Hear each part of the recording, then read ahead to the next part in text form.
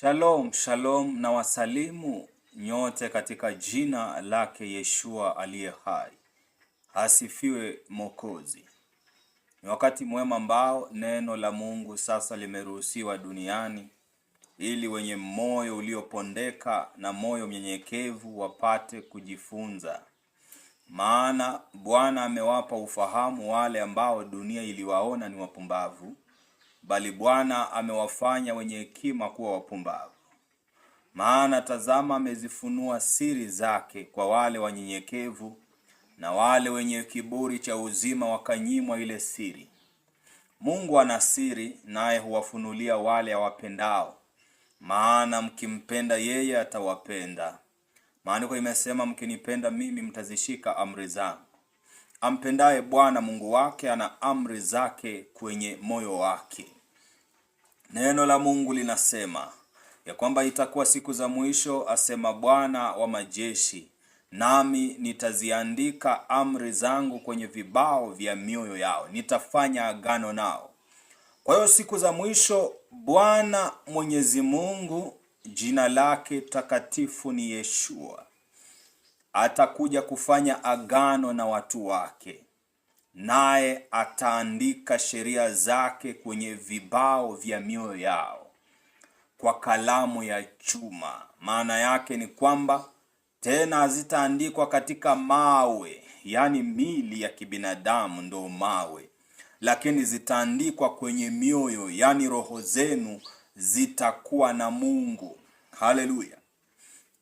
Sasa wakati umefika ambapo moyo wako unapaswa uwe na Mungu.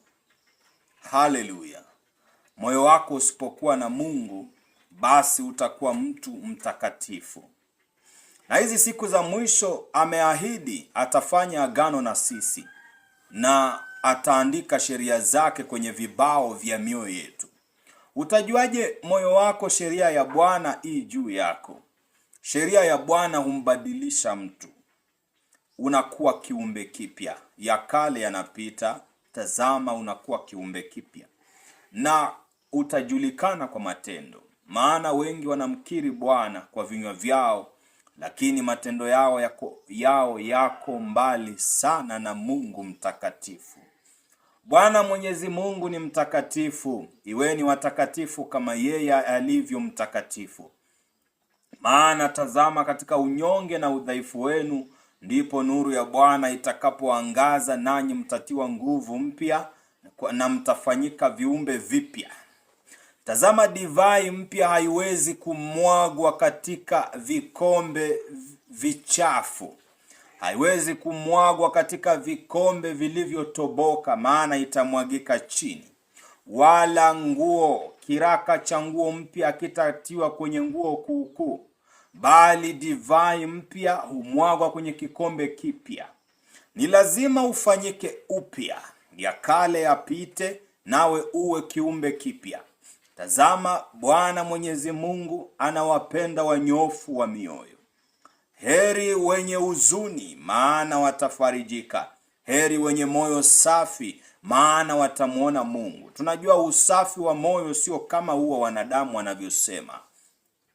Usafi wa moyo unatokana na matendo. Matendo yako ya kila siku ndo utakatifu. Utakatifu sio kwamba ni kitu kingine kinatokea rohoni. Utakatifu ni kile unachotenda kila siku. Nanyi mmeitwa watoto wadogo. Mimi nawaambieni kama mnavyojua, kama watoto ama rafiki zangu, bali siwaambii tena kama watumwa.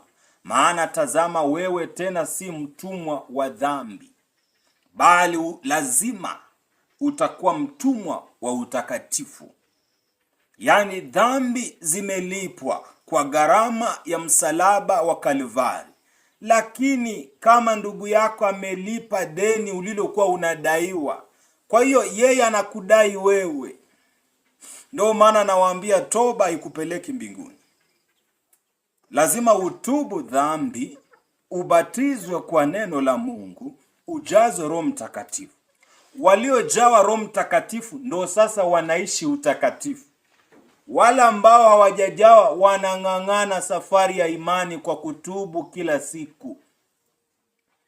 Maana sikia ya kwamba tubuni mrejee, basi tubuni mkarejee, nanyi mkabatizwe kwa jina la Yeshua wa Nazareti, kisha mtapewa zawadi ya Roho Mtakatifu. Hii ni ahadi ya Bwana Yeshua kwenu na kwa wote watakaomwamini Mungu wetu, wanaotoka mbali na taifa la Israeli. Na ndio sisi mataifa. Toba peke yake haitoshi. Toba inazaa vitu vigani kwenye maisha yako mwanadamu? Toba inazaa kutokusuka nywele. Toba inazaa kutokutumia mapambo. Toba inazaa kujisitiri.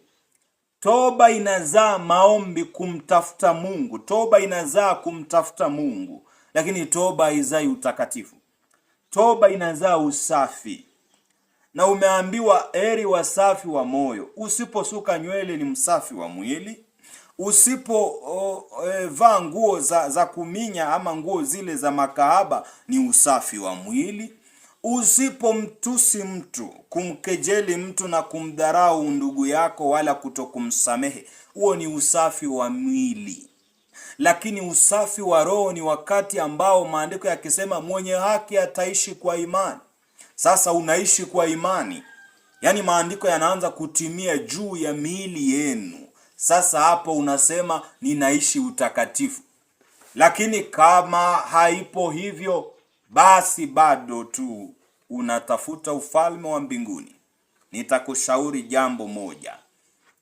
Neno la Mungu linasema ufalme wa mbinguni hutekwa na wenye nguvu.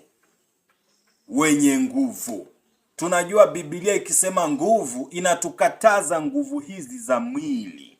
Maandiko yanasema sio kwa nguvu zako wala kwa uweza wako, bali ni kwa Roho Mtakatifu, asema Bwana wa majeshi. Ina maana ya kwamba inatukataza sio kwa nguvu zako, lakini bado Biblia yenyewe, ile neno la Mungu aliye hai, Yeshua mtakatifu wa mbinguni, linasema ya kwamba ufalme wa Mungu hutekwa na wenye nguvu. Sasa kama imetukataza sio kwa nguvu zetu, inamaanisha ni kwa nguvu gani? Yeshua wa Nazareti akainua macho yake na akasema ya kwamba ninyi wanadamu hamwezi lolote pasipo mimi. Ninyi wanadamu hamwezi lolote pasipo mimi. Sasa mimi ni nani? Tunajua hatuwezi, wala sio kwa nguvu zetu, lakini tunajiuliza mimi ni nani pasipo mimi? Akasema tazama, ni kitambo kidogo ninaondoka duniani, lakini ni kitambo kidogo ninarudi kwenu. Mungalinipenda, mungalifurahi. Tunaona kweli katika Matendo 1:9 anainuka kwenye wingu na kuelekea katika makao ya umilele. Hivyo alivyokwenda, neno la Mungu linawaambia wanadamu, hivyo alivyokwenda ndivyo atakavyorudi. Kwa hiyo huhitaji kuhubiriwa kwamba Yesu Kristo anarudi. Neno Biblia yenyewe Matendo 1:9 inakuambia wanadamu mnatazama nini mbinguni? Huyo Yesu Kristo, Yeshua wa Nazareti, alivyoenda ndivyo atakavyorudi. Yaani alivyonenda kwa wingu ndivyo atakavyorudi. Haleluya. Mwenyewe angali hai kabla kusulubiwa anatuambia nini? Akasema ya kwamba mtamwona. Wakamuuliza na Pilato na akina Herode, wakamuuliza ya kwamba je, wewe wanayokushuhudia hayo ni kweli? Akawaambia ya kwamba ninyi mtamwona Mwana wa Adamu na jeshi la malaika mawinguni akishuka kwenye utukufu wake na utukufu wa Baba na pamoja na jeshi la malaika watakatifu. Kwa hiyo kushuka kule, malaika bado wanadhibitisha kwenye matendo, wanawaambia atarudi tena. Sasa wewe ni nani upinge? Lakini kabla kurudi kwake alituambia, mtakapoona haya jueni mwisho umefika. Akasema kutatokea vita, dalili za vita, matetemeko ya nchi, ufalme utainuka kupigana na ufalme, ndugu atapigana na ndugu, upendo utapoa. Ndio maana watu wanapeana sumu hata kwenye madhabahu. Yaani ukiingia kanisani ukiwa wewe ni wa Mungu, lazima hata kula kwako uwe na tahadhari sana. Maana sumu ziko kanisani, watu wanapigana kwa ajili ya vyeo, wengine wanakuja kanisani wanavaa nguvu za giza ili kupata waumini wengi, wengine wanakuja kanisani wanaanza kuzini na washirika wanazini na wahubiri, viongozi wanazini makanisani. Ameanguka yule Babeli mkuu, mama wa makahaba, yeye alitesaye kanisa la Mungu kwa dhambi. Kuna roho inayotesa kanisa la Mungu kwa dhambi. Hiyo roho inaitwa Ukristo. Maana Uislamu ni dini isiyohusika na Mungu hata kidogo. Hiyo ni dini ya kishetani tu, imeshaisha. Ni dini aliyeanzisha Mwarabu aliyejaa na majini ndani yake, aitwaye Muhammad. Lakini Ukristo ndo dini ya Mungu wa kweli. Lakini tatizo ni kwamba Ukristo umeshatekwa na wazungu. Wazungu wametuletea Yesu ambaye sio wa kweli. Haleluya. Wametuchakachulia injili na wakatupa injili za utumwa. Ndio maana unaambiwa ya kwamba tunaishi kwamba tunaokoka rohoni, wakati Mungu wa mbingu mwenyewe anasema ninyi ni nuru ya dunia. Nuru yenu yangaze mbele ya watu wapate kuyaona matendo yenu yalivyo mema na kumtukuza Mungu wa mbinguni. Hao watu wataona matendo ya rohoni. Ndio maana utaona Kaaba mzuri tu, Kaaba mzinzi mkubwa amenyoa hairstyle, ako madhabauni ana prophesy, let me prophesy. Ndio maana unasikia kizungu kimeanza kuingia, kizungu kimeingia ndani ya ubiri. Oh, thank you my God, we worship you Lord. Zimeanza kuingia. Yaani hakuna ule upentekoste wa zamani, yule Roho Mtakatifu aliyeshuka kutoka mbinguni, ambaye sio mzungu, sio mchina, sio Mwafrika. Huyo Roho Mtakatifu hana rangi, ni Mungu aliyekuwepo kabla ya kuumbwa kwa rangi za kibinadamu ambazo ni Waafrika na wazungu. Kwa hiyo kama mzungu anatuletea Yesu kama ndugu yake, hatumtaki kwa sababu yeye hahusiki hata na rangi yetu. Haleluya. Mungu wa mbingu na nchi hana rangi. Si mzungu, si Mwafrika. Yule aliyekuwa mzungu ni mwana wa Miriamu. Lakini sisi hatumwabudu mwana wa Miriamu. Haleluya, glory. Tunaabudu kilichokuwa ndani ya yule mwana wa Miriamu. Huyo ndo Mungu anasema, tazama mtoto huyo utakayomzaa atakuwa na roho ya ufahamu. Tazama roho wa Bwana atakuwa juu yake. Naye atakuwa roho wa ufahamu, roho wa hekima, roho wa nguvu. Haleluya, na mshauri wa ajabu. Huyo tazama na mwana mwenyewe anatuambia nini? Mwana mwenyewe akasema, tazama roho wa Mungu yu juu yangu. Haleluya. Huyo roho wa Mungu aliyekuwa juu yake, huyo ndo Mungu. Swali ni kujiuliza, sasa Yesu ni nani? Nitakushtua kidogo. Yesu haijawahi kuonekana na wanadamu. Kilichoonekana na wanadamu ni mfano wa Yesu Kristo Mnazareti. Lakini Yesu hajawahi kuonekana na wanadamu. Macho ya damu na nyama hayawezi yakamuona Yesu. Hakika naishuhudia mbingu na nchi hivi leo, asema Bwana majeshi. Hata wakina Petro, wakina Yuda, wakina Mathayo, wakina Tomaso hakumuona Yesu, waliona mfano wa Yesu. Filipo anauliza, tuonyeshe Yesu. Si Yesu ndiye Baba? Riko glory masi. Anasema tuonyeshe huyo Yesu. Anasema anionaye mimi amemuona Yesu. Imeandikwa. Sasa ni nani aliyekuwa akisema anionaye mimi amemuona Yesu? Filipo, nimekuweko katikati yenu muda wote huo, hunijui? Maana Filipo anaangalia, hamuoni Yesu. Anaambia mfano wa Yesu. Tuonyeshe Yesu, yatutosha. Mfano unamwambia, ukiniona mimi umemuona. Nimekuwa pamoja nawe Filipo, hunijui? Haleluya. Haleluya. Ukweli utafunuliwa. Watakao tubu watabatizwa kwa moto wa Roho Mtakatifu, watapanda Yerusalemu. Wari glory masi. wasiotubu. Tazama roho wa uasi, kama Waefeso 2:1 isemavyo, roho wa uasi atendaye kazi ndani ya wana wa kuasi. Roho wa dhambi ataingia ndani ya miili yao, kama vile pepo walivyomtoka yule pepo jeshi, walivyomtoka yule wazimu aliyefungwa makaburini, wakaingia ndani ya nguruwe, wakatumbukia ndani ya bahari. Nguruwe sio nguruwe literal.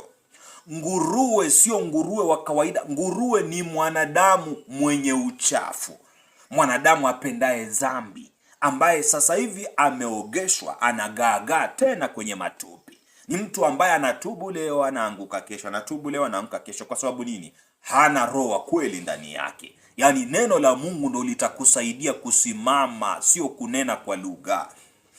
Mnanielewa? Kunena kwa lugha ni moja kati ya silaha maarufu sana katika ulimwengu wa roho. Kunena kwa lugha ni moja kati ya silaha hatari, silaha maarufu sana inayoogopewa kuzimu, ni ya kunena kwa lugha katika ulimwengu wa roho. Lakini haimaanishi ukiwa na hiyo silaha bila ustadi wa kuitumia utapigwa na hiyo silaha. Ndio maana wananena kwa lugha wamesuka nywele, wananena kwa lugha wana mapambo, wananena kwa lugha wana chuki, wananena kwa lugha wasamei, wananena kwa lugha wanazini. Ni kwa nini? Kuwa na silaha sio ustadi wa kupigana. Ndio maana unahitaji skills kwanza, unahitaji kuwa na skills kabla kupokea silaha. The Lord of Heaven, Mighty Holy Spirit, Mungu aishie hai, ana silaha mkononi mwake. Silaha nyingi zipo katika maeneo ya kivita, katika kambi ya wanajeshi wa ufalme wa mbinguni. Kuna silaha nyingi za kiroho. Silaha ya kwanza ambayo ni maarufu, lazima upewe. Bila silaha hiyo uendi mbinguni. Hiyo silaha inaitwa kunena kwa lugha. Hiyo ndio ya kwanza unapewa. Lakini kabla kupewa unafunzwa kuitumia. Lazima uwe na skills, maana usipokuwa na skills, silaha hiyo haitakusaidia, itakuharibu wewe mwenyewe. Maana ukimpa mtu bunduki, mtu ambaye hajui kutumia bunduki kupoint vizuri, anaweza akaiweka hapa, akaijaribu na akafinya trigger, akalipuka mwenyewe. Mnanielewa? Ile mese glory. Kwa hiyo silaha moja kati ya hiyo, kuna silaha itwayo mamlaka. Mamlaka ni silaha ambayo inatokana na neno la Mungu. Ndio maana unahitaji neno. Hizi silaha zote, hata kunena kwa lugha, kuna depend na neno la Mungu. Speaking in tongue depend on holy teachings. Tongues without holiness is wickedness. Ndio maana haujawahi jiuliza manabii wa uongo wananena kwa lugha. Kwa hiyo pia wao wako na silaha zao za kunasa watu, wako na silaha zao za kufunga watu. Haujawahi jiuliza wananena kwa lugha manabii wa uongo? Lugha yao ndio hii: ribaganda, ribazeria, mandara, boboshanda, kuna zita, sijui makakaka. Hizo malugha zao za kuzimu. Lakini lugha za kweli kama librimase, glory, rimiri, masai, hizo ni silaha za kimungu. Lakini they depend on the holiness of that person. Ndio maana akasema, mimi mkizishika amri zangu, neno langu, nitamsihi Baba. Maana apeani kiurahisi. Lakini ahadi ni kwamba nitamsihi Baba, naye Baba atawapa roho wa kweli. Hakusema mtakatifu, alisema atawapa roho wa kweli. Akaongeza, atakaye ambatana nanyi mpaka mwisho wa dahari. Yani mwisho wa maisha yenu yalivyopangwa kuishi duniani. Huyo roho ni wa kweli. Lakini Roho Mtakatifu humwacha mtu anapotenda dhambi. Roho Mtakatifu anashindwa kuvumilia katika ile hali ya mateso, anamwacha. Ndio maana maandiko yakasema Roho wa Bwana akamwacha Sauli. Alimwacha Sauli kwa sababu ya kutokutii. Kutokutii nini? Neno lililotoka ndani ya kinywa cha nabii Samueli. Sasa nabii Samueli ameandikwa, Mtume Petro ameandikwa, Bwana Mungu aliye hai katika kutembea kwake Uyahudini ameandikwa aitwaye Yeshua. Kwa hiyo kwa wewe kukosa kumtii huyo, Roho wa Bwana atakuacha. Roho wa Bwana atafanyaje? Atakuacha. Neno la Mungu, neno hili limetoka kwa Bwana, nalo limekuwa la furaha mbele ya macho za Bwana, ya kwamba kila atakayejawa na Roho wa kweli, kisha huyo Roho wa kweli ndio neno la Mungu. Ndio maana maandiko yakisema kanisa lilivyozidi, wote walidumu chini ya mafundisho ya mitume. Hawakusema walidumu chini ya maombi makali sana, ilikuwa chini ya mafundisho. Miujiza yaweza kuwavuta watu. Mafarisayo walivutwa na miujiza, cha ajabu hawakutubu. Ndio maana wanamuuliza Yesu, tupe ishara ya kwamba umetoka kwa Mungu. Akasema nami nawaombeni ishara, nipeni ishara ya kwamba Yohana ametoka kwa Mungu. Haleluya. Mafarisayo siku zote wanavutwa na miujiza, lakini wana wa Mungu wanavutwa na hekima na utakatifu wa Mungu. Ukitaka kumjua Mungu wa kweli, anajulikana kwa elimu zake. Ndio maana Wayahudi walishangaa elimu mpya. Nenda kasome kitabu cha Luka ukurasa wa kwanza, Luka 1 ama Luka 2, utaona mahali amekuambia walistaajabu kwa mafundisho ya Yesu Kristo.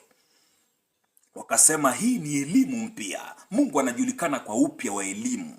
Maana Mungu anapoonekana duniani huwa na lengo la kuwafanya wanadamu kuwa wapya, maana akuwa amekuja kukitafuta kilichopotea, ambacho ni watu watakaoishi mbinguni. Ndio maana unashauriwa tena kwa moyo mkuu ya kwamba atendaye dhambi ni wa Shetani, bali atendaye utakatifu ni wa Mungu. Neno hili ni jema machoni pa Bwana, ya kwamba kila mwenye mwili aujie toba na msamaha wa dhambi, naye Mungu aliye hai atamtakasa. Haleluya. Nimekuambia kwamba Yesu hajawahi kuonekana duniani, bali ulikuwa ni mfano wa Mungu. Nimekuambia mfano mwenyewe akawaambia ya kwamba baba yangu ni mkuu kuniliko mimi. Yaani mfano anakuambia Yesu ni mkubwa kuniliko mimi. Kwa maana mfano huu unaweza kuongea. Mfano huu alikuwa ni mwanadamu tu. Ndio maana unaposema Mary mama wa Mungu tuombe, wa Katoliki mwakosea pakubwa sana. Maana maandiko hayawezi kujipinga. Ukiona maandiko yanajipinga, kuna mahali wanadamu mmepotea, lakini jua tu maandiko yote yako sawa. Maana maandiko yanasema Mungu ana mama, Mungu ana baba. Na pia huyu Yesu ndio Mungu. Itakuwaje? Ina maana huyu Yesu ana sehemu mbili ambazo ninyi hamuelewi. Ndio maana mnamsema kuwa Mungu wawili. Yesu ni mmoja. We have one God, one Lord and one God. The Lord is not visible. We only see God. Tunaona tu. Maandiko yanasema ya kwamba Yesu Kristo ni mfano wa Mungu asiyeonekana. Imeandikwa. Ndio maana nakuambia Filipo aliambiwa hapa, mfano unamwambia kwani Filipo, ukiniona mimi umemuona huyo Yesu. Yesu ni mfano wa Mungu asiyeonekana. Maana inasema Mungu alikuwa ndani ya Yesu akiukusanya ulimwengu kwake. Yesu alikuwa ndani ya Yesu akiukusanya ulimwengu kwake. Swali ni kwamba nini kilichotukuzwa? Maana Mungu hawezi kutukuzwa. Ni yeye mwenye utukufu, mamlaka na heshima. Amejaa utakatifu na rehema. Amefunikwa na wingu liitwalo utakatifu. Ukitaka kumkaribia Mungu, lazima uwe mtakatifu. Wachana na vitu vingine kwamba sijui we speak in tongue, we do what? You must be holy. There is no holiness without the holy teachings. Hallelujah. Kwa hiyo sasa, huyu Mungu hawezi kutukuzwa. Mungu hawezi kutukuzwa. Mungu hawezi kutukuzwa. Kwa maana yeye ni baba wa utukufu. Yeye ndiye anawatukuza watu, anawatukuza mitume na manabii, anawavika malaika utukufu kama vazi lao, anawavika wanadamu utakatifu kama vazi lao, anavika makerubi ibada kama vazi lao. Mungu ameumba viumbe. Nitakugusia viumbe vichache. Haleluya. Kiumbe cha kwanza ni malaika. Malaika ana vazi ambalo ni mwili wake. Kumbuka Biblia inaposema vazi sio hili, this is the image. Hili ni kama mimi katika roho nina vazi la kifalme. Katika mwili, this is the image of how I look in the spirit. I'm a king. In the spirit I am a king. Mimi ni mfalme wa mbinguni. Mimi ni baba wa milele, mwana wa Mungu aliye hai. Mimi ni yeye aliyevikwa ufahamu, nguvu, hekima na mamlaka ya ukombozi wa binadamu. Kwa hiyo sasa macho yenu ya damu na nyama yatamwona amevaa vazi la kanzu liitwalo kanzu, na ina vitu vya kifalme. Lakini hivi ndio nionekanayo katika mwili wangu wa mbinguni. Yani huu ni mfano wa mamlaka yangu katika roho. Mamlaka niliyoyavua. Haleluya. Ili kuweza kuishi katikati ya wenye dhambi. Mungu ana sifa za kumharibu mwenye dhambi. Ndio maana jangwani kwa kuabudu ndama wakaumwa na nyoka wakafa. Wafilisti kwa kuiba sanduku la agano wakasema wanamtaka Mungu wa Israeli mwenye maajabu, wakamuiba huyo Mungu ambaye ni amri 10, sanduku la agano. Angalia mwanangu, Wafilisti wameiba amri za Mungu, Israeli wakapoteza Mungu. Mungu ni amri. Mungu sio maruerue ya rohoni kwamba namsikiza sauti ya Bwana majeshi nasema ni. Mungu ni amri. Maana walipoiba tu zile amri 10 za Mungu, Mungu akawacha Israeli. Mungu anawaambia Wayahudi, nendeni kaleta sanduku walioiba Wafilisti. Lakini makosa ya Wafilisti, walichukua sanduku wakaweka karibu na Mungu Dagoni. Wakaweka karibu na Mungu wao Dagoni.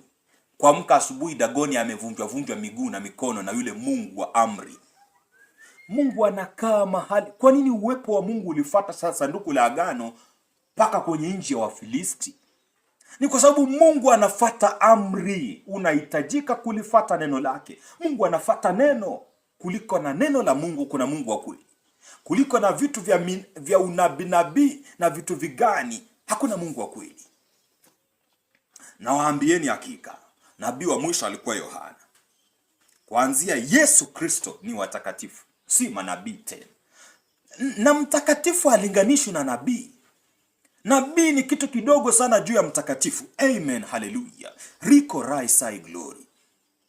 Usimlinganishe mtakatifu na nabii. Manabii wanaweza kataliwa katika milango ya mbinguni, wakaambiwa ninyi mtendao maovu ondokeni kwangu. Amen. Lakini mtakatifu hawezi kataliwa, ana kibali, zawadi ya Mungu kutoka duniani. Mungu amezawadiwa utakatifu wake ndani ya mwanadamu. Akikuona katika malango ya mbinguni anasema, njoo mwanangu. Kwa nini? Mimi ni mtakatifu. Kimezaliwa kitakatifu kama mimi. Njoo sasa, wewe ni mwanangu. Damu yangu ambayo ni utakatifu iko ndani yako. Atendaye dhambi ni wa shetani. Msiposadiki maneno haya mtajikuta kuzimu kwa ibilisi. Haleluya. Kwa hiyo sasa hii kweli ya Mungu, nimekuambia kitu fulani ya kwamba msilinganishe nabii na watakatifu. Mnawashusha hadhi watakatifu wa Mungu. Kuanzia kwa Agano Jipya haliwazai manabii. Agano Jipya la wazaa watakatifu. Sasa kama Agano Jipya la wazaa watakatifu, hawa manabii mnawaona siku hizo wametoka wapi? Wametoka katika hali ya kuchanganyikiwa ya kanisa. Ndio maana atahubiri tu utakatifu mwaka mmoja, hata utakatifu mwenyewe haelewi, atahubiri toba isiyoeleweka. Akishapata hela ataanza kukuambia jinsi Mungu anavyoweza kumuinua mtu toka mavumbini. Utashangaa ya kwamba huyu Mungu aliye hai mtakatifu wa Israeli amesahau aje sheria na amri zake. Katika amri 10 wapi mali imetajwa? Wapi Mungu amebadilisha historia ya mtu? Historia ni kitu kidogo. Historia inabadilishwa kutokana na upendo wake kwako. Na huo upendo wake unatokana na amri zake. Wafilisti walimpeleka Mungu karibu na Dagoni ili wawe wenye nguvu sana. Ndio maana kama umeokoka unatafuta nguvu, utajazwa na shetani. Mungu anawajaza wanyenyekevu, wapole, wenye moyo uliopondeka. Haleluya! Neno hili ni zuri na limetoka kwa Bwana. Lisikilize, uliweke moyoni mwako. Kwa hiyo bado na wachanganya ya kwamba Yesu Kristo halikuwa mwana wa Yesu. Mambo mazito sana. Yesu Kristo ni mwana wa Yesu. Dini ya Ukristo ni dini ya Mungu wa kweli, lakini wanadamu hawamwelewi Baba wala hawamjui. Nikikwambia kwamba Yesu Kristo ni mwana wa Yesu, ni maajabu, moja kati ya maajabu ya utakatifu wa Mungu. Paulo anatuambia kwamba elimu ya kwamba Mungu ni mmoja haimo ndani ya wanadamu. Ni wachache sana wanaoijua. Wengi wameishia Mungu Baba, Mungu Mwana, Mungu Roho Mtakatifu, vitu ambavyo hata haviendani na mbingu. Ukitaka kujua Mungu ni Roho Mtakatifu na mwili wake, angalia pale malaika alimtokea Musa. Maandiko inawachanganya watu, lakini wanarukaruka kwa sababu ya kukosa hekima. Maana anasema malaika wa Bwana akamtokea Musa kwenye kichaka kinachoteketea lakini hakiungui. A burning bush that is not being consumed. Haya. Tena ikasema Mungu akamwambia Musa kupitia ule moto uliokuwa toka. Biblia imetuambia huo moto ni malaika. Tena Biblia inatuambia Mungu akamwambia mimi ni niko ambaye niko. Sasa ni malaika ni Mungu? Jibu litakutokeza kwamba Kumbukumbu inatuambia Mungu wetu ni moto ulao. Ule moto uliotokea Musa au kukua unakula. Kwa hiyo ni moto kweli, ni Mungu, lakini alikuwa Mungu ndani ya malaika. Na huyo malaika jina lake ni Yehova. Ndio maana Paulo anapigwa sana na Wayahudi, kwa sababu alijua siri. Anasema wengine kwa sababu ya kupitishwa kwa kanuni za kibinadamu, wengine katika zile elimu za jadi wanamwabudu malaika. Moja kati ya nyaraka za Paulo anasema wengine kwa kufata imani za jadi na wanamwabudu malaika. Maana alikuja akagundua Yehova alikuwa ni malaika. Mungu alimtokea Musa kwa malaika. Maana ule moto angekuwa ni Mungu, kichaka kingeteketea. Maana Mungu ni moto ulao. Huyu amekuaje ambaye kichaka kinateketea lakini hakiungui? Hilo ni swali jiulize.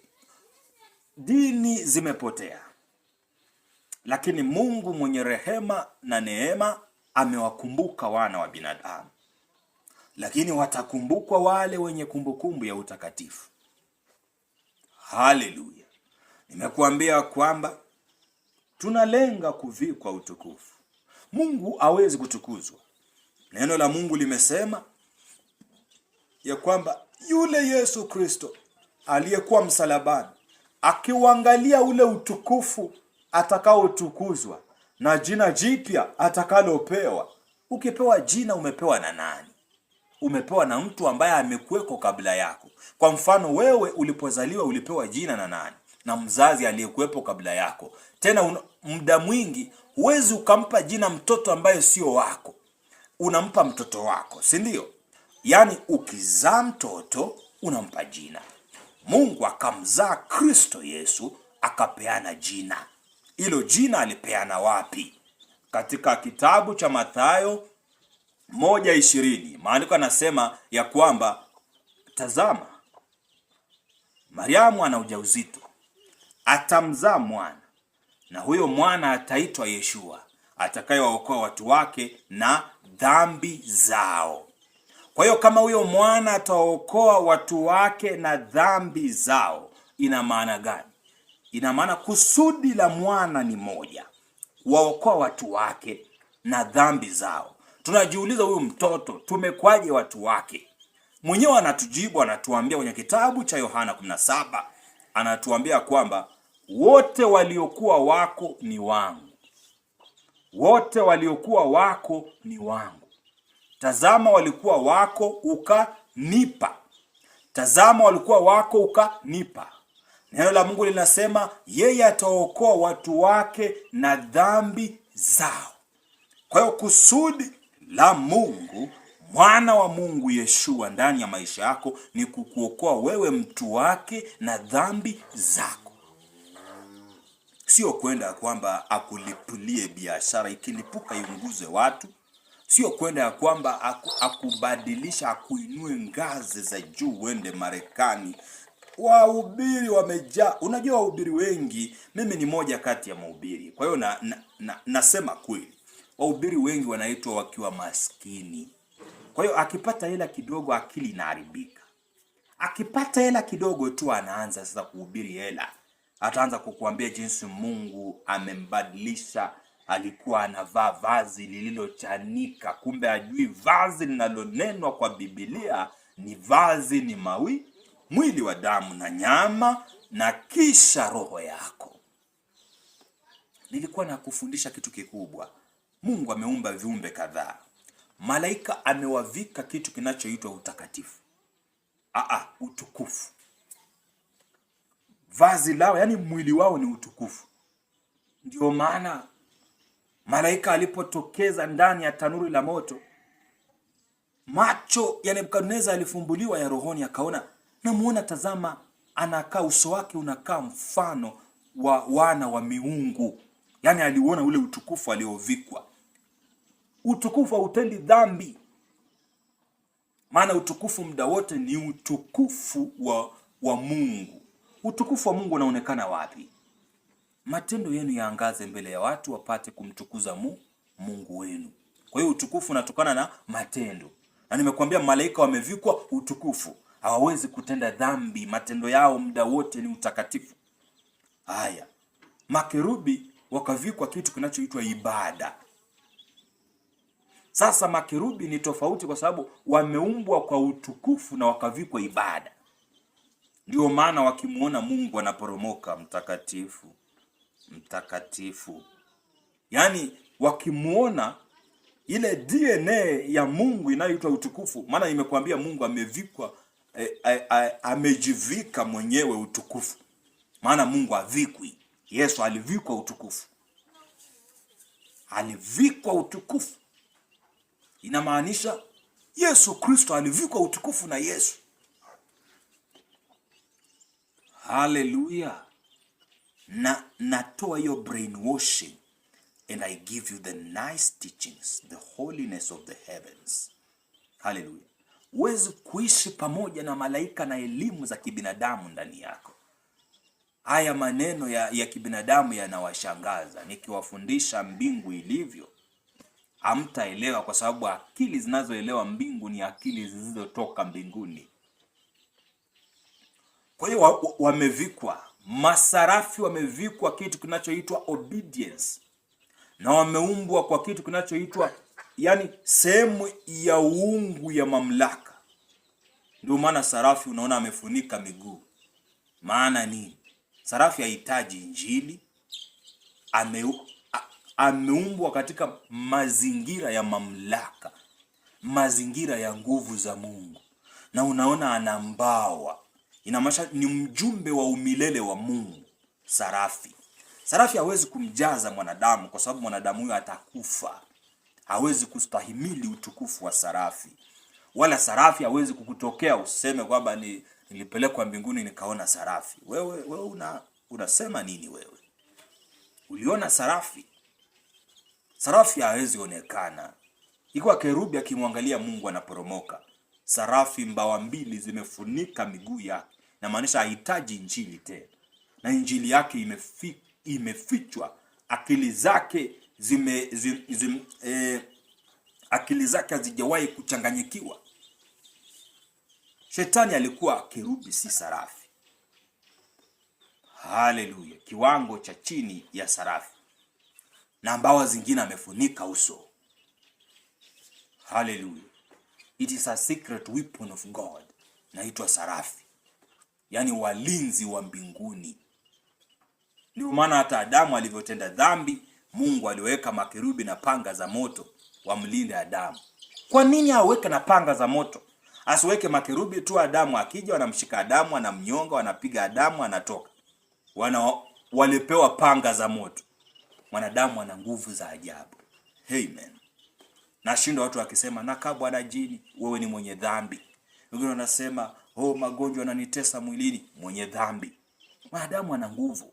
Kerubi anatumwa, lakini anaambiwa ni na panga za moto. Tena wakutumwa mmoja, walipewa kulinda na panga za moto.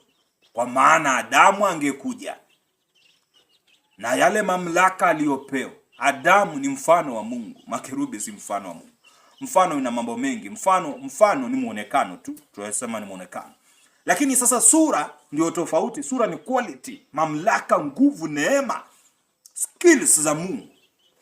Ndio maana wanadamu tunamfukuza shetani ndani ya mtu, anatoka. Shetani ni kerubi. Shetani kama wewe ni mtakatifu, umejawa utakatifu, neno na neema, shetani anabisha. Nashangaa ubiri wanasema umetoka wapi shetani? Sijui nimetoka wapi, sijui nani, sijui mimi ni babu yake. Nashindwa ubiri wana akili timamu. Angalia Biblia, wapi shetani alimjibu Yesu Kristo? Na anasema kwamba mimi ni ngano, nitaanguka ardhini nikaoze. Yaani nitauawa tu kaburini nikaoze. Nikiota ndo nikifufuka nitazaa ngano zingine nikifufuka. Sasa si alifufuka sasa kama Roho Mtakatifu akazaa ngano zingine, ndo nyinyi. Ndio maana maandiko yanasema nguvu, mamlaka yale yaliyomfufua Bwana Yesu Kristo kutoka kaburini ndio yalimo ndani yetu. Ndio maana shetani alipojaribu kujieleza mtakatifu wa Mungu, fumba kinywa, akafumba mtoke. Shetani wengine alionyesha tu kidole na pepo linamtoka. That is the deliverance. Ndio maana shetani mmoja wapo akirudi wa kutiwa mafuta, tunamfukuza kwa madakika. Maana ni nguvu zako zimechukuliwa, na hizo nguvu umerudishiwa kupitia neno la Mungu aliye hai. Kerubi angekuchezea. Kwanza Ibilisi alipoteza ule uungu, zile nguvu, kwa sababu ya dhambi. Na shetani huyu anakuja kwa njia mbaya sana. Shetani anatukujia sisi wanadamu kwa njia kama ya Roho Mtakatifu. Kwa sababu Roho Mtakatifu anatujia kwa njia ya matendo. Anatubadilisha kuongea, kutembea, kuimba, kunena kwa lugha, anatujaza lugha, anafanya vitu vingine, anatuachisha dhambi, anatuachisha nini? Tunaacha kila kitu, tunaufuata utakatifu. Tunaanza kutenda vitu vizuri sana mbele za Mungu. Lakini Ibilisi pia anakuja hivyo. Ulikuwa unaomba unaacha kuomba, ama unaanza kuomba dakika 2 unawacha. Ulikuwa unasoma neno, siku hizi ukisoma neno unasikia kulala. Ukisoma neno machozi yanakutoka. Ukisoma neno la Mungu uelewi, kichwa ni kama kimejaa. That is the devil. Ulikuwa unapenda kusikiza neno la Mungu katika mahubiri, siku hizi unasikiza kidogo, umejaa, kichwa kimejaa mawazo ya dunia, mali na utajiri vimejaa ndani yako. Wewe ulikuwa unaenda kanisani, unaenda unachelewa. Ulikuwa siku zote ulikuwa ni kumshukuru Mungu ndani yako, unaanza kulalamika. Siku zote ulikuwa unapenda kuwasamea watu, hautaki kusamea. Ulikuwa na tumaini la umilele la ufalme wa mbinguni, siku hizi hauna tumaini. Unasema uokovu ni kujipa moyo tu, ni njia ya machozi na uchungu. Unaona vitu kama hivyo, ni shetani anakujilia. The devil will beat you using your own weapon. Anakuja anakunyang'anya silaha, anakupiga. Wewe unakuwa unajaribiwa. Watu wengi ambao wameanguka kwenye wokovu walianza na jaribiwa. Unajaribiwa nini? Kwa nini unajaribiwa? Nani anakujaribu? Riko sai la itresa. Majaribu ya kumpata mtu yanayopita imani yake. Katika kila jaribu Mungu hupeana mlango. Neno hilo liwe hai maishani mwenu. Maandiko imesema kwamba Mungu amjaribu mtu kupita imani yake. Majaribu hayakuja kama hayajaruhusiwa na Mungu. Lakini kuna majaribu imesema wengi mnajaribiwa kwa sababu ya tamaa zenu. Amen. Maneno haya ni hekima, yametoka kwa Mungu aliye hai. Kila mwenye mwili atakayesikiza maneno yangu, tazama Baba yangu atamweka pamoja nami. Baba yangu atanifariji wakati nitakapoondolewa duniani kwa kuuawa na wanadamu ambao hawatataka niwe duniani. Baada ya kuhubiri, wanadamu watanichukia sana. Nitakuwa moja kati ya nabii anayechukiwa dunia nzima. Lakini nitakuwa kati ya nabii anayependwa sana na waumini wake dunia nzima. Nitapendwa sana. Ninaanzisha dini mpya. Dini hii itakuwa dini kubwa dunia nzima. Toa Uislamu, toa Ukristo. Unajua sasa hivi bado sipo katika ule uamsho niliopewa. Ni amsho wanaolala. Ni waamsho waliofunikwa, waliolala usingizi wa magonjwa. Ni waamsho waliolala kwenye usingizi wa kutokulijua neno la Mungu. Ni waamsho wasiokuwa na Roho Mtakatifu niwapulizie. Pokeeni ujazo, wanapokea. Ni waamsho waliofungwa macho yao ni vipofu. Ni waamsho kutoka kwenye uvipofu wao. Ni waamsho walioonewa. Ni waamsho walionyimwa haki. Ni waamsho wanaoteswa na mapepo. Ni waamsho wanaofungwa na manabii wa uongo. Nami niwape uzima kama nilivyopewa na Baba yangu. Maneno haya ni ya uzima, yametoka kwa Baba. Haleluya. Maana kwenda kanisani kumekuwa ni donda sugu kwa watu. Maana ukiwa katika malezi ya ibilisi atakutesa tu kwa sababu ni mtu mwenye roho mbaya. Na ibilisi ni matendo. Nayo matendo hatutarajii kwamba ibilisi atanijia ndotoni na pembe, anamkia tumbo kubwa na mkia, akanitokea na kuniambia nitakuua. Hapana. That is just imagination. Shetani anaishi ndani ya wanadamu. Usipomuona kwa jicho la tatu, utakuwa mtu mwenye chuki sana kwa wanadamu wenzako. Ndiyo, shetani ni matendo. Matendo haya riko sai glory, yamo ndani ya watu. Ndio maana maandiko yamesema, ninyi hamnisikilizi wala kunitii, akasema Yeshua wa Nazareti. Ni kwa sababu ninyi ni wa baba yenu ibilisi. Yeye alikuwa muongo tangu kuanza kwa misingi ya dunia. Kwa hiyo hao wanaokutesa, kukudharau, kukupiga, kukufanyia nini, ni wa baba yao ibilisi, ni wana wa ibilisi. Lakini wale wanaotenda utakatifu, kumtii Mungu na kushikamana na yeye, ni wana wa Mungu. Tuna miungu wawili duniani. Mmoja ni mjanja tu. Shetani anatumia ujanja kumpiga mtakatifu. Haleluya. Kumpiga mwanadamu, so mtakatifu. Mtakatifu hapigwi. Mtakatifu anayepigwa ni nani huyo? Haleluya. Kwa hiyo usimchukie mtu kwa sababu amekufanya mabaya. Kwa kuwa mabaya hayo yamefanywa na yule aliyetenda mabaya tangu kabla kuwekwa hata misingi ya dunia. Aliyafanya hayo, mwana wa kuzimu. Wakati mimi nimemtega panya, wakati mimi nimetega mtego, wewe ukaja ukakukata kidole, utalaumu mtego ama utalaumu mimi niliyetega? Utanilaumu mimi. Mtego hauna makosa. Wanadamu wenzenu si wabaya, kilicho ndani yao ndo kibaya. Nami nawashauri, jitenge na wabaya, usije ukaambukizwa ubaya. Mwanangu, usikubali wenye dhambi wakushauri. Wakienda katika njia ya maovu, kata.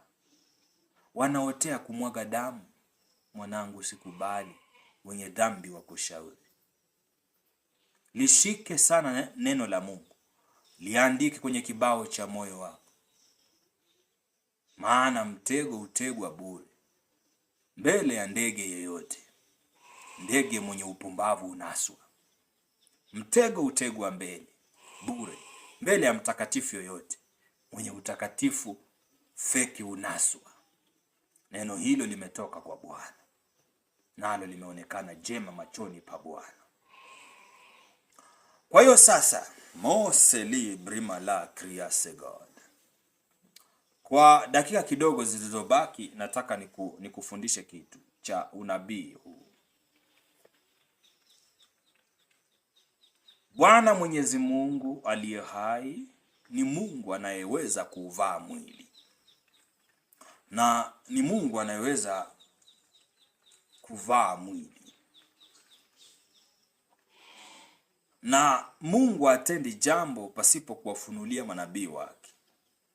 Watu watasema ni manabii wa siku hizi. Hapana. Siku hizi hapana. Hakuna nabii. Nimekuambia mtu anayetafuta kuwa nabii ni mfanya biashara tu, atakuja kuanguka ndani ya wokovu.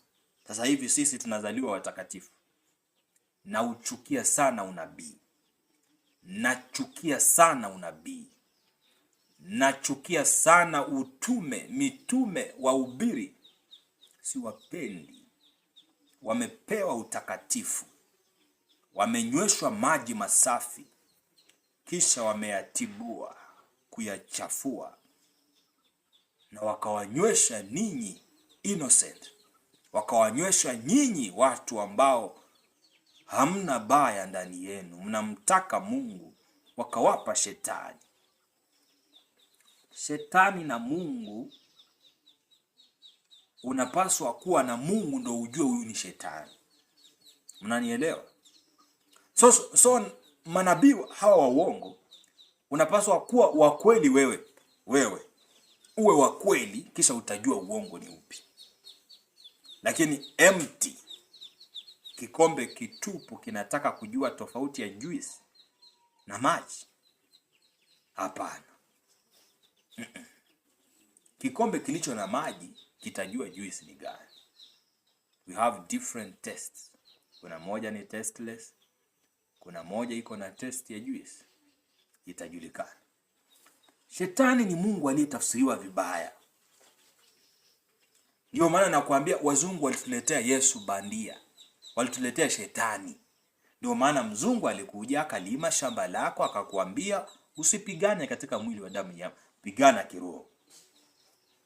Wewe ukaenda kwenye magoti, ukamwomba Mungu ukakufa, wajukuu wako wakazaliwa, wakamwomba Mungu akakufa. Vitu kwa Mungu hakutenda, ukasema hata kama hajatenda amebaki kuwa Mungu. Wewe umepotezwa. Ukaletewa kwamba vita vyetu sio vya damu na nyama, ni vya rohoni. Mkafanya paka matendo yakawa ni ya rohoni. Nani amekuambia? Unataka Mungu akuonekanie mwilini na wewe mwenyewe umegwama rohoni? Rohoni ni wapi kwanza? Rohoni ni wapi wana? Unajua mtu aliyefariki hawezi kuinua kidole hiki. Kidole changu ndo hiki. Mtu aliye hai, mtu aliyefariki ni huyu. Ukinipiga hapa nitasikia uchungu, lakini ukipiga hapa hatasikia uchungu. Kwa nini? Huyu roho imetoka, roho ipo. Lakini hapa ni wapi? Hii ni nini? Si umenipiga mwilini nikasikia uchungu?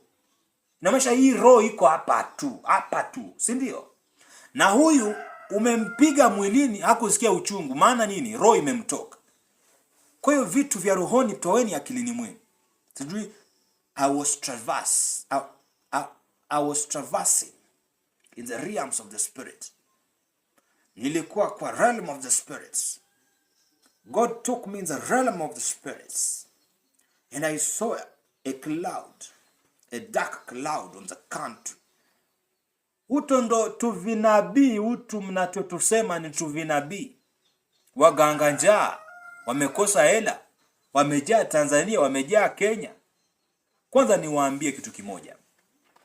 Mungu anaenda kumuinua mtu kioo. Kuna mfalme atainuka wa maajabu makubwa. Huyo mtu hataonekana nabii na watu wengine.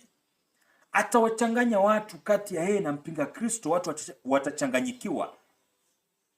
Wale Mafarisayo watampinga kama vile walivyompinga kule kwa Wayahudi. Huyu mtu ni sura ya Uyahudini. Sisemi atatoka kwa Wayahudi. Mtu huyu atatoka Afrika Mashariki. Imenenwa sana katika unabii wa siri wa Isaya. Mtu huyu watu wengi watamuona nabii, maana hata kujilia kama nabii.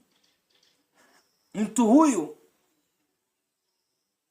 atakuwa mwokozi, lakini pia atakuwa hukumu kwa wengine. Atawaokoa wanaompenda Mungu, lakini atawaadhibu wasiompenda Mungu.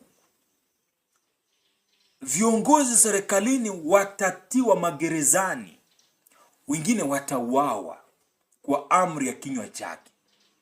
Atakuwa ni Mungu wa umilele aliyetutembelea wanadamu kama zawadi. Atakuwa ni mtoto aliyezaliwa mwenye nguvu za uungu ndani yake, na huyo mtoto ni Mungu tu.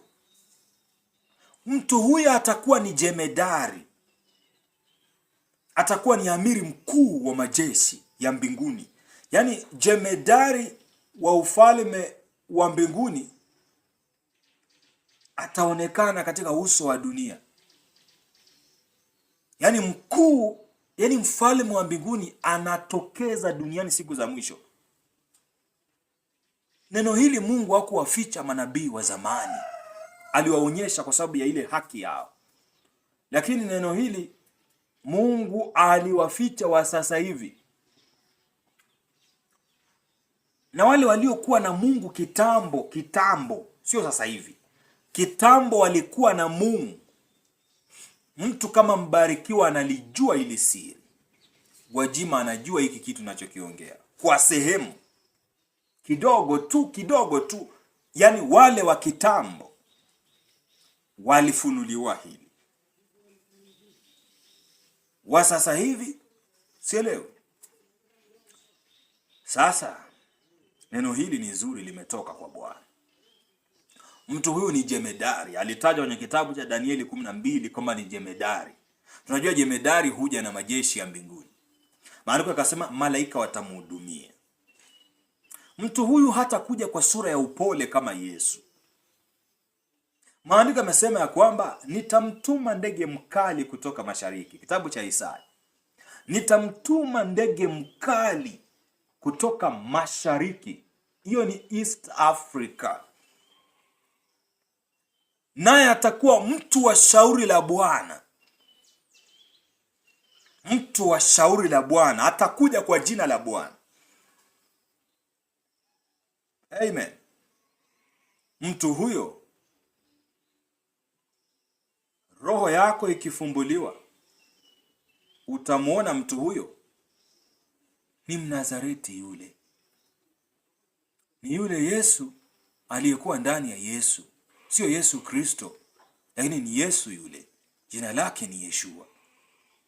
Mtu huyu jina lake litatumika katika nyumba za ibada. Amen. Mtu huyu ni Mungu. Ni mfano wa Mungu na ni Mungu.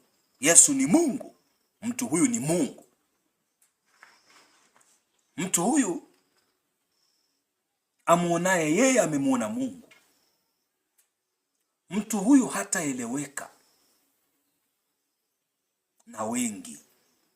Atachukiwa sana dunia nzima. Kifo cha mtu huyu kitakuwa kifo cha amani duniani. Kifo cha mtu huyu itakuwa ni mwanzo wa dhiki kuu. Yesu atarudi. Biblia ilisema Yesu atarudi. Mtu huyu ni uzao wa kwanza katikati ya mataifa kwenye nyumba ya Mungu. Mtu huyu atakuwa Mungu awazaaye wanadamu. Mungu azaaye watakatifu. Mtu huyu atatokeza Afrika Mashariki. Mawimbi yake yataanzia katika taifa la uvumi wa mabawa lililo karibu na Ethiopia, yani nchi ya Kenya. Mawimbi hayo yataipiga Tanzania kwa safari moja.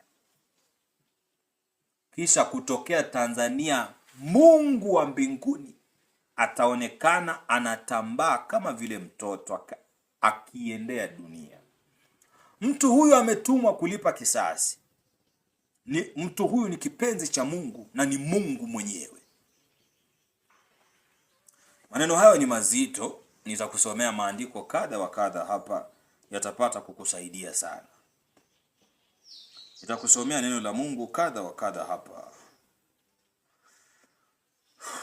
Isaya 52 mstari wa 6. Maandiko nasema, kwa hiyo watu wangu watalijua jina langu, kwa hiyo watajua siku ile ya kuwa mimi ndimi ninenaye, tazama ni mimi. Mmesikia? Anawaahidi. Mungu wa mbingu na nchi anawaahidi, siku hizo mtajua ni yeye anenaye, tazama kweli ni yeye. Kwa hiyo watu wangu watalijua jina langu. Kwani sasa hivi hatulijui?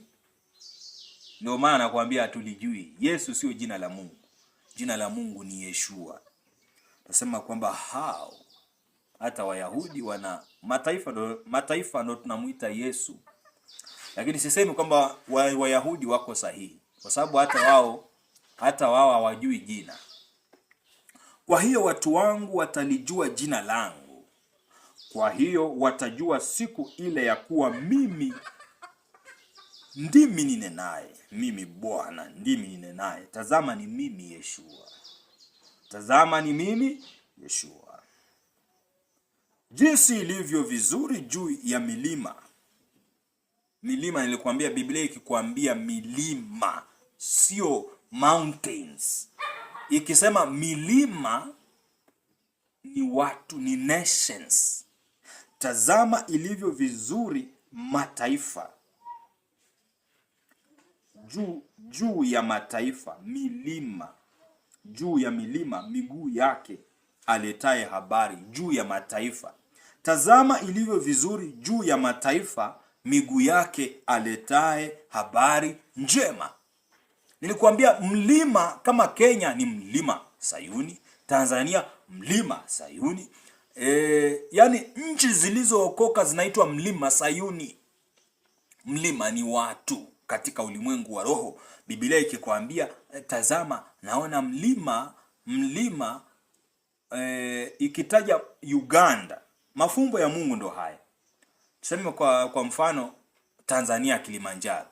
Mungu hataitaja Tanzania, atasema tazama Kilimanjaro, zao la kazi yangu, ndiyo mboni ya jicho langu, huo mlima wangu, nami nitakaa hapo. Amaanishi Kilimanjaro, anamaanisha wa Tanzania. Mlima wa mwilini ni matope makubwa. Mlima wa rohoni ni wanadamu wengi, a multitude. Watu wengi ndo mlima wa rohoni. Tazama ilivyo vizuri, mstari wa 7, juu ya mataifa miguu yake. Huyo nani niliyekuambia huyo Mungu anaenda kutokea duniani? Yamkini ameshatokea, anafundisha watu sheria zake. Ya kwamba juu ya miguu aletaye habari njema, yeye aitangazaye amani. Amani sio hii mnayoona. Ndio maana hata watu wanakufa, tunaona serikali inawaua vijana na inasema kuna amani. Tanzania wamenyonga vijana, wamewaua, wamewafanyaje? Lakini sasa hivi wanasema nchi yetu yenye amani, muungano wa Tanzania wenye amani. Kwa hiyo tafsiri ya amani ni kulingana na uovu wa mtu ama utakatifu wa mtu. Kwa hiyo amani katika upande wa Mungu. Upande wa shetani amani ni ua utawale. Yaani nyonga utawale, chinja utawale, pasua utawale. Lakini upande wa Mungu amani ni Injili. Kwa hiyo tazama ilivyo mizuri juu ya mataifa. Milima ni mataifa. Mlima ni one, ni nation. Alafu milima ni mataifa. Kwa hiyo nimekufundisha Biblia, kitabu cha manabii Yeremia, manabii Isaya. Ukiona mlima ni nation. Akasema miguu yake aletaye habari njema. Tunajua habari njema inafanya nini? Habari njema iletayo wokovu.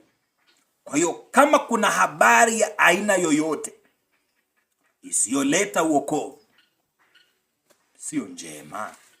Maana habari njema iletayo wokovu. Habari njema. Kwa hiyo huyu mtu atakuwa juu ya mataifa. Ni mtu mwenye nguvu. Serikali za dunia zitamchukia. Maana hatatokana na chama chochote cha kisiasa. Hatatokana na kura kuzitawala nchi. Hatapigiwa kura kuwa mfalme wa nchi yoyote. Atazitawala kwa nguvu zake mwenyewe. Tunajiuliza, serikali hizi zimekuweko muda mwingi. Atapanguaje? Atafanyaje ili azigeuze serikali ziwe, ajenge ule ufalme usiweza kutetemeshwa, uliandikwa katika kitabu cha Danieli. Maana Danieli anasema Tazama, Bwana atainua siku za mwisho ufalme usioweza kutetemeshwa. Nikaona mtu mfano wa mwanadamu akipewa ufalme usioweza kutetemeshwa na mzee wa siku aliyekuwa katika kiti cha enzi. Kwa hiyo nasema kwamba miguu yake aletaye habari njema, yani uokovu wa mataifa. Yeye aitangazaye amani, ni injili ya utakatifu. Aitangazaye injili. Tazama, mwana wa Adamu tayari anaitangaza injili. Mwana wa Adamu ndiye yeye ayafumbuaye mafumbo haya. Maana kungekuweko na nabii katikati yenu, angeelezwa yote. Nasema habari njema. Yeye aitangazaye amani, aletaye habari njema ya mambo mema niliyowafundisha, mambo mema. Yeye autangazaye wokovu. Hizi sifa za mtu huyu, amuoni mtu huyu ni Yesu.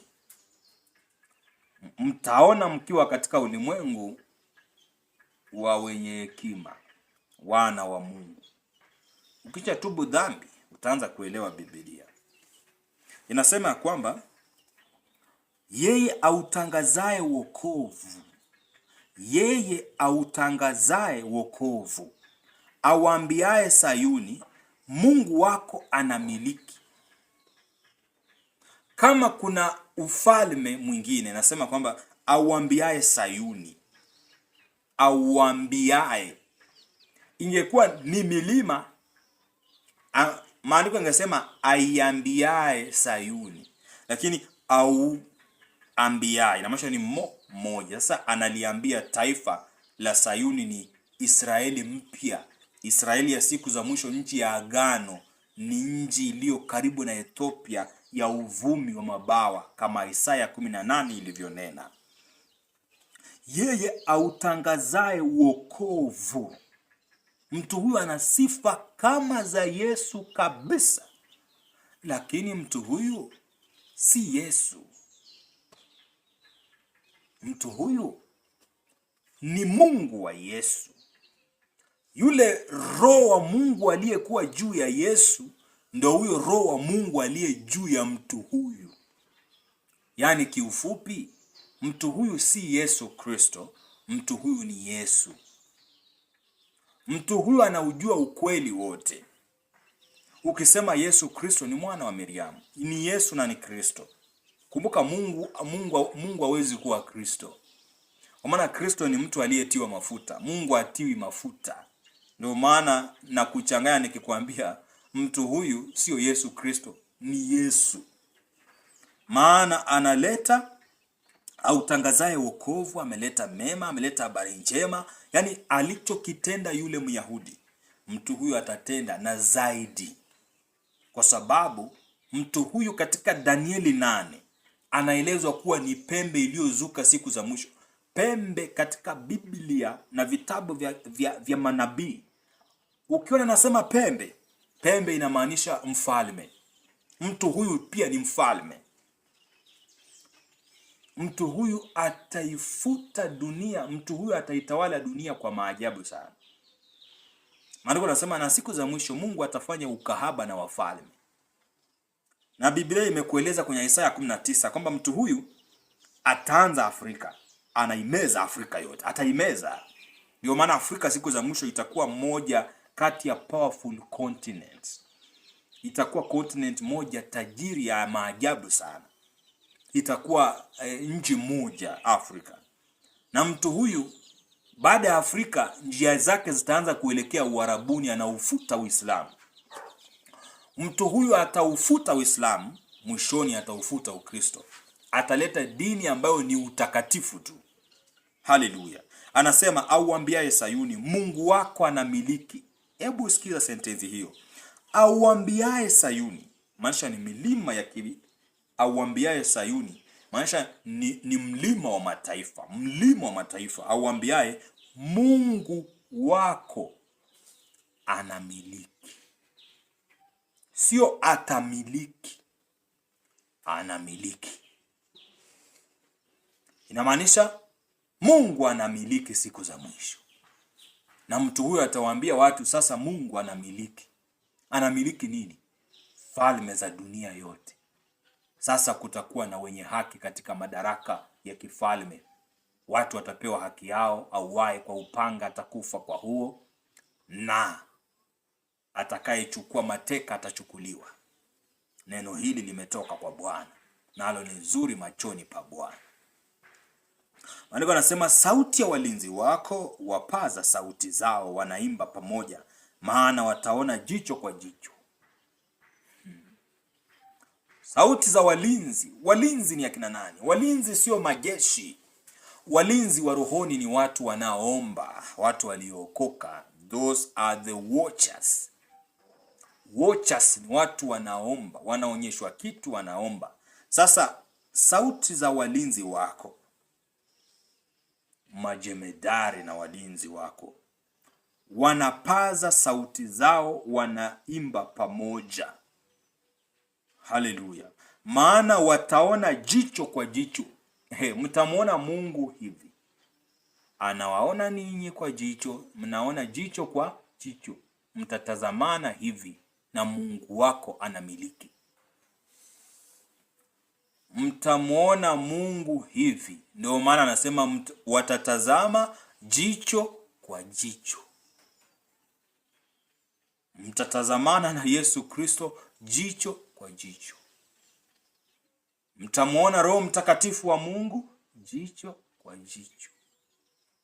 Nasema wataimba pamoja, maana wataona jinsi Bwana arejeavyo Sayuni. Huu ni unabii. Jinsi Bwana arejeavyo katikati ya mataifa. Sayuni ni mataifa. Mlima Sinai ndio Israeli. Haleluya. Lakini Sayuni, mlima Sinai inamaanisha alikotembea Mungu. Alikotembea Mungu ndio mlima Sinai. Lakini hapa ni Sayuni. Jinsi Bwana arejeavyo, yani Kiswahili chepesi tuasema, jinsi Bwana anavyorudi Sayuni. Inamaanisha huyu Bwana alishawahi kuja duniani lakini alikaa Israeli. Sasa tunaambiwa anavyorudi wapi? Sayuni. Sayuni ni mlima Sinai, ni mlima Sayuni wa rohoni. Nimekwambia mlima ni watu, si ndio? Mlima ni taifa. Yaani mtamuona jinsi Bwana atakavyorudi katika taifa la mataifa. Umesikia? Bwana atakavyorudi katika taifa la mataifa. Hilo taifa tutalijuaje? Limeelezwa katika Biblia nzima. Kwanza Isaya nabii wa maajabu. Anaweza akaona miaka 2000 inayokuja. Hili taifa tumeambiwa liko karibu na Ethiopia. Tumeambiwa Bwana atakavyo Sayuni. Sayuni ni mlima, si ndio? Maana hapa juu, hata hapa juu imesema ya kwamba katika habari juu ya milima. Milima ni mataifa. Kwa hiyo mlima, Bwana yeye autangazaye wokovu, auambiaye Sayuni. Auambiaye. Zimekwambia mlima mmoja ni auambiaye. Ikiwa milima mingi, aiambiaye, si ndio? Sasa hapa hatujatajiwa mlima, lakini tumewa auambiaye Sayuni. Auambiaye Sayuni. Ina maana auambiaye mlima Sayuni. Mtatazama jicho kwa jicho. Biblia inawaahidi mtatazama jicho kwa jicho jinsi Bwana arejeavyo Sayuni. Yaani mtatazama jicho kwa jicho jinsi Bwana anavyorudi duniani. Maana hilo taifa aliko rohoni, liko duniani. Mtatazama jinsi kurejea, arejeavyo. Kurejea ni kurudi. Jinsi Bwana arejeavyo Sayuni. Tunajua ni mlima Sayuni. Arejeavyo katika taifa la mataifa. Taifa lililo katikati ya mataifa. Haya, kitabu cha kingine ambacho nitakusomea kwa jina lake yeye aliye hai, Yeshua, ambaye dunia inamuita Yesu. Afadhali umuite Yeshua hata kujibu, maana jina lake lina uwezo na nguvu. Isaya 52 mstari wa 10. Bwana anasema, Bwana ameweka wazi mkono wake mtakatifu machoni pa mataifa yote, na ncha zote za dunia zitauona wokovu wa Mungu wetu. Bwana ameweka wazi mkono wake mtakatifu. Yesu ndo mkono wa Bwana wa kulia. Yeshua ni mkono wa Bwana wa kushoto. Maandiko kwenye Zekaria 4:11 nasema, hawa ni akina nani ambao wanatoa dhahabu mdomoni mwao? Dhahabu ni Holy Spirit, ambao wanatoa Roho Mtakatifu mdomoni mwao, mmoja upande wa kulia wa kinara cha taa, mwingine upande wa kushoto. Ni akina nani? Malaika akamjibu Zekaria akamwambia, hawa ni watoto wawili wa Roho Mtakatifu. Roho Mtakatifu ni nani? Mungu. Hawa ni wana wawili wa Mungu. Lakini kumbuka, mmoja alikuwa kulia, mmoja kushoto. Glory be to God. Sasa riko rabi na sai, Mungu ni mwema. Sasa kama huu mkono wa kulia alisimama Yeshua, maana Stefano anatuambia nini? Macho yake alipofumbuka anasema, tazama nimeona mbingu zimefunguka, amesimama mkono wa kuume wa Mungu Baba Yeshua. Nikamuona Yeshua. Matendo 7:51 utapata maneno hayo. Amesimama mkono wa kuume. Kwa hiyo huu wa kushoto pia mliambiwa ni watoto wawili wa Mungu wako mkono wa kuume na wa kushoto. Huu wa kushoto ndiye anakuja siku za mwisho, ndiye anatokeza katikati ya mataifa ambao maambiwa, tazama Bwana arejeavyo. Ni yule Bwana tu wa Israeli, si Mungu mwingine. Kama unadhani Yesu si Mungu, wewe ni mwenye dhambi, unakwenda kuzimu. Huyo ndio Mungu tu atakayerejea. Umeambiwa arejeavyo. Yaani sio ule mwili wa Kiyahudi, sio yule mtu wa Kiyahudi ambaye Mungu aliishi ndani yake, aliyesulubiwa. Huyu atakuwa mtu mwingine. Lakini yule Mungu aliyeishi ndani ya mwana wa Miriamu, tazama roho wa Mungu yu juu yangu. Huyo roho ndiye atakuwa ndani ya huyo. Nadhani mnanielewa wanangu. Anasema ya kwamba hapa kidogo tunamalizia, anasema Bwana ameweka wazi mkono wake mtakatifu machoni pa mataifa. Mtu atasema ni Yesu Kristo. Ngoja kiasi. Yesu anasema sijatumwa kwa kondoo walio nje ya Israeli. Kwa hiyo inamaanisha hajatumwa kwa sisi mataifa. Ndio maana sijatumwa kwa kondoo walio nje ya Israeli. Na hapo umeambiwa nini?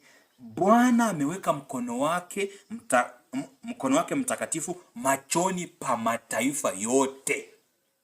Lakini ule mkono mwingine ulikuambia nini? Ule mkono mwingine ulikuambia sijatumwa kwa mataifa. Lakini hapa Biblia imekuambia kwenye Isaya 52:10, huu mkono umewekwa mbele ya mataifa. Lakini ule uliwekwa mbele ya wana wa Israeli. Ndio maana ule mkono ukasema, Bwana hakunituma, sikutumwa kwa kondoo walio nje. Maana hao kuna mkono wao. Na ndio huyu jemedari wa siku za mwisho, Bwana Yeshua. Anasema ya kwamba machoni pa mataifa yote. Kitu kingine, mbona si Yesu? Mtume alipokuwa katika harakati za kutembea, aliwaambia msitoke nje ya taifa hili. Afadhali tafuteni kondoo waliopotea wa humu. Kwa nini anawakataza nje?